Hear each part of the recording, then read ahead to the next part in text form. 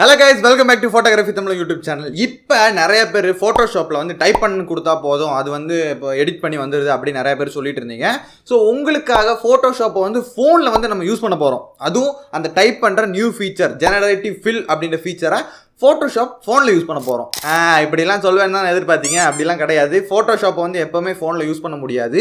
ஆனால் வந்து நம்ம அந்த generative fill அப்படின்னு இருக்குல்ல, அதை மட்டும் தனியாக வந்து நம்ம Photoshopல யூஸ் பண்ணிக்க முடியும். ஐயோ, ஃபோனில் வந்து யூஸ் பண்ணிக்க முடியும். ஜெனரேட்டிவ் ஃபில்லை வச்சு என்னென்ன விஷயங்கள் பண்ண முடியும் அப்படின்னா, ஒன்று வந்து நம்ம ஃபோட்டோட பேக்ரவுண்ட் வந்து சிம்பிளாகவே வந்து ரிமூவ் பண்ணி டவுன்லோட் பண்ணிக்கலாம் PNG. அதுக்கப்புறம் ரெண்டாவது விஷயம், நம்ம டைப் பண்ணி கொடுத்தோம் அப்படின்னா நமக்கு என்ன பேக்ரவுண்டு தேவையோ அதுவே கொஞ்சம் வந்து ஆல்ட்ரேட் பண்ணி ஆட் பண்ணி கொடுக்கும். மூணாவது விஷயம், நமக்கு வந்து ஏதாவது ஒரு பொருளை வந்து அதில் ஆட் பண்ணிக்கலாம். இப்போ வாட்சு, ஹேட்டு, வேறு ஷர்ட்டு மாற்றிக்கலாம், அந்த மாதிரி விஷயம்லாம் பண்ணிக்கலாம். ஸோ இந்த மூணு விஷயத்தை எப்படி வந்து நம்ம ஃபோனில் வந்து Photoshop ஜெனரேட்டிவ் ஃபில்லை வந்து யூஸ் பண்ணி எடிட் பண்ணது அப்படின்னா இந்த வீடியோவில் பார்க்க போகிறோம். நம்ம வந்து Photoshopோட வெப்சைட் தான் யூஸ் பண்ண போகிறோம். அது வந்து நீங்கள் சர்ச் பண்ணிங்கன்னா வராது. அதனால் டிஸ்கிரிப்ஷன் லிங்க் கொடுக்குறேன், அதை வந்து செக் பண்ணி அந்த லிங்கை கிளிக் பண்ணி உள்ளே போய்க்கோங்க. டிஸ்கிரிப்ஷனில் இருக்க லிங்கை கிளிக் பண்ணி வந்தீங்கன்னா நம்மளோட இன்டர்ஃபேஸ் இந்த மாதிரி தான் இருக்கும். இதில் வந்து நமக்கு நிறைய விஷயங்கள் கொடுத்துருக்காங்க. இந்த வெப்சைட்டோட பேர் வந்து Adobe வந்து ஸ்பான்சர் பண்ணுற firefly, அதாவது Adobeோட ஒரு வெப்சைட்னே வச்சுக்கோங்களேன். இதில் வந்து ஃபஸ்ட்டு இருக்கிறது வந்து டெக்ஸ்ட் டு இமேஜ், அதாவது நம்ம ஒன்று டைப் பண்ணி கொடுத்தோம்னா அது வந்து இமேஜாக வந்து கன்வெர்ட் ஆகி வந்துடும். ரெண்டாவது வந்து இது ஜெனரேட்டிவ் ஃபில்னா உங்களுக்கு சொல்லியிருக்கிறேன். நம்ம ஒரு பர்டிகுலரான செலக்ட் பண்ணிவிட்டு நமக்கு என்ன வேணுமோ அதை வந்து ஆட் பண்ணிக்கலாம். மூணாவது வந்து உங்களுக்கு டெக்ஸ்ட்டு வித்தியாசமான ஃபோனில் வந்து எடிட் பண்ணோம் அப்படின்னா அது இதில் பண்ணிக்கலாம். மற்றது வந்து நிறையா இருக்குது, நீங்கள் எப்படி செக் பண்ணி பார்த்தீங்க அப்படின்னா எல்லாமே தெரியும். இதில் கொஞ்சம் மட்டும்தான் இப்போ வந்து ஆக்சஸ் பண்ண கொடுத்துருக்காங்க, மற்றதெல்லாம் அப்படியே வந்து கிடக்குது. ஸோ நமக்கு தேவையானது எதுன்னு பார்த்தீங்கன்னா இதில் இருக்கிற ஜெனரேட்டிவ் ஃபில் அப்படின்றது. ஜஸ்ட் அதில் கீழே கிளிக் பண்ணி ஜெனரேட் அப்படின்னு செலக்ட் பண்ணி கொடுத்துக்கோங்க. கொடுத்தோன்னா நம்மளோட ஃபோட்டோ கேட்கும். அப்போ அப்லோட் இமேஜ் அப்படின்னு கொடுத்துட்டு உங்களோட ஃபோட்டோ வந்து செலக்ட் பண்ணிக்கோங்க. என்னோட இந்த ஒரு ஃபோட்டோ கொடுத்துருக்கேன். ஃபஸ்ட்டு வந்து இதில் இருக்கிற பேக்ரவுண்ட் வந்து எப்படி ரிமூவ் பண்ணுறது அப்படின்னு பார்க்கலாம். அதுக்கு கீழே இந்த இடத்துல வந்து பேக்ரவுண்ட் அப்படின்னு இருக்கு பாருங்கள், அதை செலக்ட் பண்ணி கொடுத்துட்டீங்க அப்படின்னா ஜஸ்ட் வந்து கொஞ்சம் நேரம் லோட் ஆகும். லோட் ஆன வந்து பேக்ரவுண்ட் வந்து ரிமூவ் ஆயிரும். பார்த்தீங்களா, ரிமூவ் ஆயிடுச்சு. ஸோ மேலே இருக்கிற 3 புள்ளியை கிளிக் பண்ணி நம்ம இங்கே வந்து டவுன்லோட் அப்படின்னு கொடுத்துக்கலாம், டவுன்லோட் பண்ணிக்கலாம். இப்போ இதில் வந்து நம்ம வேறு பேக்ரவுண்டு வைக்கணும்னு வச்சுக்கோங்களேன். இங்கே describe the image what to you want generate அப்படின்னு இருக்குல்ல, அதை செலக்ட் பண்ணிவிட்டு இப்போ நான் வந்து ஏர்போர்ட்டில் இருக்கிற மாதிரி செட் பண்ணிக்கிறேன். ஏர்வைஸ்ன்னு கொடுக்குறேன். ஏர்வேஸ்ன்னு கொடுத்துட்டு ஜெனரேட் அப்படின்னு கொடுத்துட்டேன் அப்படின்னா கொஞ்சம் டைம் எடுக்கும். அது மட்டும் இல்லாமல் கீழே இந்த இடத்துல ஒரு 4 ஆப்ஷன் இருக்குது பாருங்கள். இதில் வந்து வித்தியாசமான பேக்ரவுண்ட்ஸ் வந்து வரும். அப்போ அது நமக்கு வந்து எது தேவையோ அதை வந்து செலக்ட் பண்ணி கொடுத்துக்கலாம். அப்புறம் இங்கிட்ட தள்ளணும் அப்படின்னா மோர் ஆப்ஷன் இருக்குது. அந்த மாதிரி நம்ம செலக்ட் பண்ணி மோர் கொடுத்தோம்னா இன்னும் நிறையா பேக்ரவுண்ட்ஸ் வரும். ஸோ இதோட ரிசல்ட் பார்க்கலாம். இப்போவே இதோட ரிசல்ட் வந்துருச்சு. நமக்கு வந்து இது வந்து சூப்பராக வந்து ஒரிஜினல் மாதிரியே இருக்குது. நீங்கள் முதல்ல ஃபோட்டோ பார்த்துருப்பீங்க, இதுக்கு நிறையா வித்தியாசம் இருக்குது.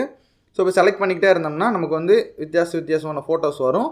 அது மட்டும் இல்லாமல் மோர் அப்படின்னு கொடுத்தோம்னா மறுபடியும் லோடிங் ஆகும், மறுபடியும் நிறையா ஃபோட்டோஸ் வரும். இப்போ வந்திருக்க ஃபோட்டோ பார்த்தீங்களா, ரொம்பவே அமேசிங்காக இருக்குது. அது மட்டும் இல்லாமல் நான் சேஞ்ச் பண்ணுறேன். இங்கே பாருங்கள், இதெல்லாம் நம்ம எடிட்டே பண்ண வேணாம். ஜஸ்ட் ஃபோட்டோ எடுத்து செலக்ட் பண்ணி கொடுத்தீங்கனாலே சூப்பரான ஃபோட்டோ வந்து நமக்கு வந்துடுது.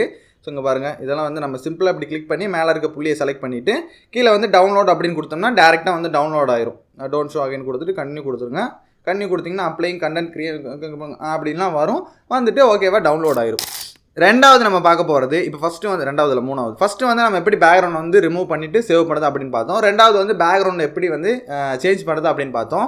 மூணாவது விஷயம், ஒரு ஆப்ஜெக்ட்டை வந்து எப்படி இதில் வந்து ஆட் பண்ணுறது, டைப் பண்ணி ஆட் பண்ணுறது அப்படின்னு தான் பார்க்க போகிறோம். ஸோ அதுக்கு வந்து கீழே இருக்க கீப் அப்படின்னு செலக்ட் பண்ணி கொடுத்துட்டு இதில் வந்து நமக்கு 2 ப்ரஷ் இருக்குது, ப்ளஸ் பண்ணுறதும் மைனஸ் பண்ணுறதும். இங்கே வந்து செட்டிங்ஸ் இருக்குது. ஸோ இப்போ என்ன பண்ண போகிறோம்னா செட்டிங்ஸை கிளிக் பண்ணி ப்ரஷோட சைஸை வந்து ஒரு மீடியம் சைஸில் வச்சுக்கோங்க.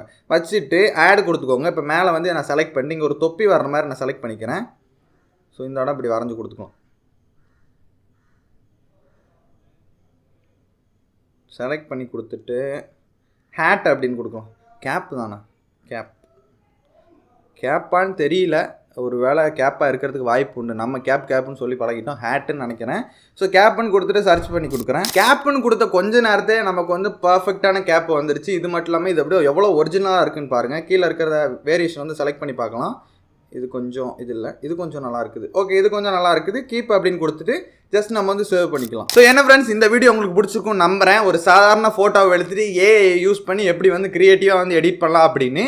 இதில் முக்கியமான 3 விஷயம். ஒன்று, பேக்ரவுண்டை ரிமூவ் பண்ணி நம்ம சேவ் பண்ணிக்கலாம். அப்புறம் ரெண்டாவது வந்து பேக்ரவுண்டு பிடிச்ச மாதிரி சேஞ்ச் பண்ணிக்கலாம், அதுவும் டைப் பண்ணி கொடுத்துட்டு.